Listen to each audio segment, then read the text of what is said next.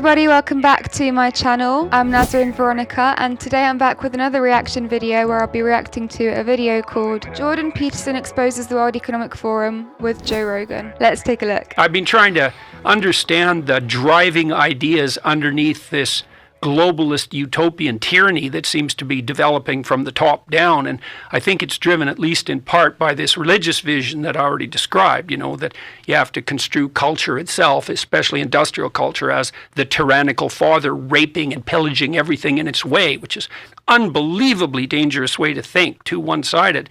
And the idea that you have to impose limits to growth on people in order to have a sustainable planet. And that's allied with a view that probably stems all the way back to people like Paul Ehrlich in the 1960s, who really believe, truly, that maybe the planet should only have 500 million people on it, or a billion, in relative poverty, or 2 billion barely scraping by, because otherwise they're going to be wrecking everything, and controlled by some top-down authority that makes bloody well sure that no one's consuming too much. And so when I look at ideas like that first assumption, the planet has too many people on it, it's like, I don't like to hear people say that, because when I hear that, I think, okay, buddy, who exactly are you thinking about getting rid of? Oh, well, it's not like that. It's like, yeah, it's like that. It has to be like that. It is absolutely like that. And so, it's easy to get all paranoid conspiracy theorist about the WEF, say, and maybe there's some utility in that. But, I don't think anybody's sitting at Davos going, well, we got to scrap 7 billion people.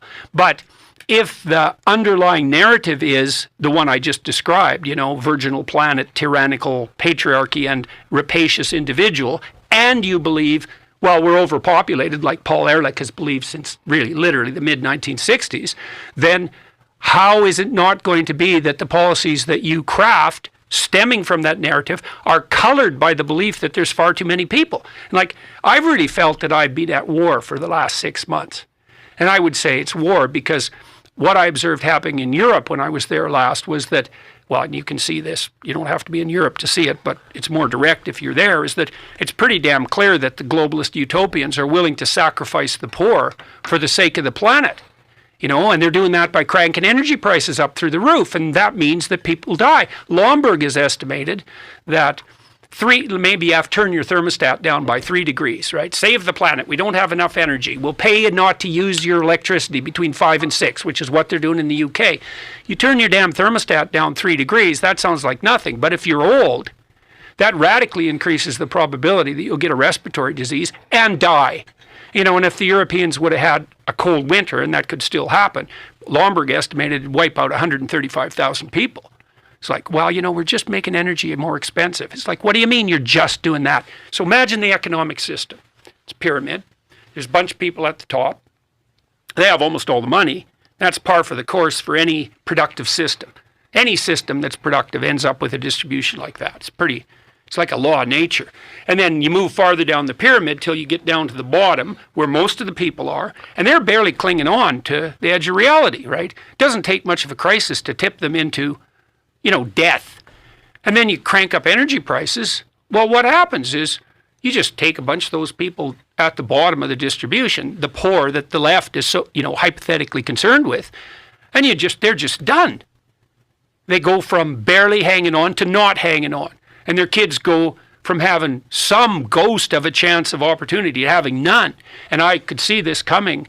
You really saw it happening in Germany and the UK, where we have this absolute rat's nest of way more expensive energy. And this is where it gets extremely perverse. You might say, okay, look, we have to save the future poor. And so now some of the present poor are going to have to suffer. Well, that's convenient for you if you happen not to be one of those poor people, but let's give the devil his due and say, okay. It's like, that'd be fine with me. Not really. That'd be fine with me if the consequence of your actions, raising energy prices, for example, actually produced an improvement in those things you wanted to improve. So, for example, energy is more expensive, but now the air is cleaner.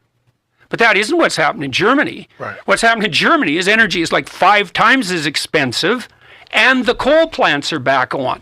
So it's like, even by your own criteria for success, you failed, and you did it at the expense of the poor. And, the World Bank estimated, I don't remember how many months ago, it's probably 9 months ago, that we're putting 350 million people on the brink of starvation because we're cranking energy prices up.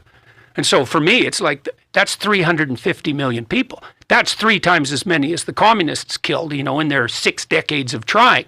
And if your cure for the planet is, well, we got to put 350 million poor people in jeopardy just so that things are hypothetically better in 100 years, I think, yeah, I don't think so, buddy.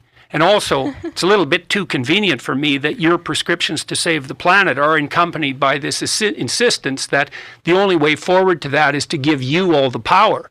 It's like there's a bit of a moral hazard in that, don't you think? It's like, I'm just saving the planet.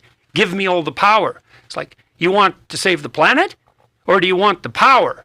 And let's put the second one first, because the probability that you're a saint or the Messiah is pretty damn low. So that's the danger of the Davos crowd. Yeah, very, very well put, as usual. Fully exposed that. Love what he's saying. Don't trust these people. How can you trust anyone who's saying that we're overpopulated? I don't get it. Let me know what you think in the comments. Do you agree with him? Do you agree with me? Or do you think that we should trust the World Economic Forum? If you like this video, please give it a thumbs up and subscribe to my channel for more content like this. And I'll see you in the next video.